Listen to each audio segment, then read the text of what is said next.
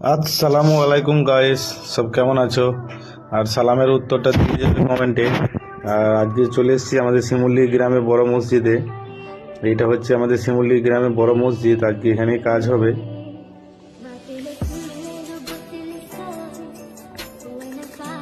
আর এই কাজটা করছি আমরা সব যুবক ভাই মিলে। চলো ভেতরে যাওয়া যাক। আমি ভেতরে যাচ্ছি।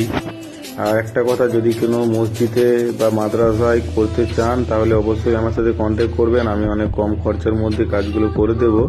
আর এরকম কালার করা ছিল ফার্স্টে, দেখে নিন ভালো করে।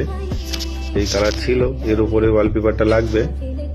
আর আমার দোকান হচ্ছে তরুলিয়া মোড়, উজ্জ্বল মেডিকেল হাউসের পাশে।